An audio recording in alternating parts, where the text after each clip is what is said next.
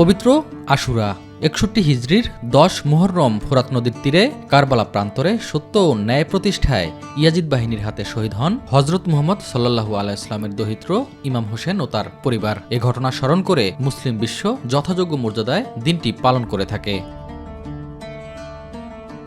তবে শুধু কারবালার স্মৃতিই নয়, এই দিনে আল্লাহ তাআলা ফিরআউনের অত্যাচার থেকে হযরত মুসা আলাইহিস সালাম ও তার অনুসারীদের লোহিত সাগর পাড়ি দিয়ে মুক্তি দান করেন এবং ফিরআউন সদলবলে পানিতে ডুবে মারা যায়।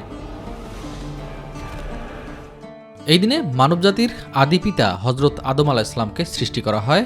নবী নূহ আলাইহিস সালামের প্লাবন থেকে মুক্তি, নমরুদের অগ্নিকুণ্ড থেকে নবী ইব্রাহিম আলাইহিস সালামের মুক্তি এবং ৪০ দিন মাছের পেটে থাকার পর ইউনুস আলাইহিস সালাম এদিনে মুক্তি লাভ করেন। এছাড়া এই দিনেই হযরত আইয়ুব আলাইহিস সালাম দীর্ঘ ১৮ বছরের কঠিন রোগ থেকে মুক্তি পান।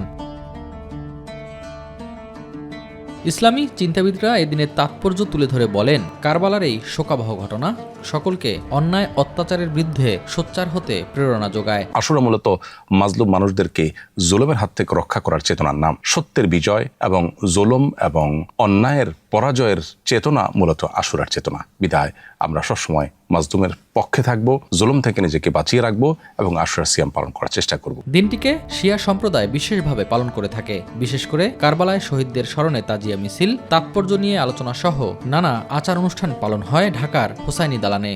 কালকে হবে শেষ মিছিল সকাল 10টায়।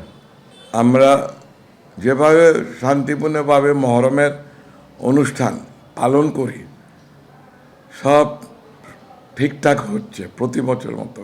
কোনো গন্ডগোল নাই, কোনো থ্রেট নাই।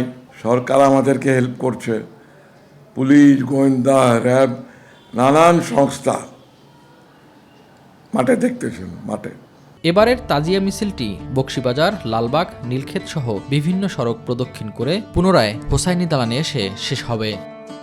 এস এম আরিফ, মাই টিভি, ঢাকা।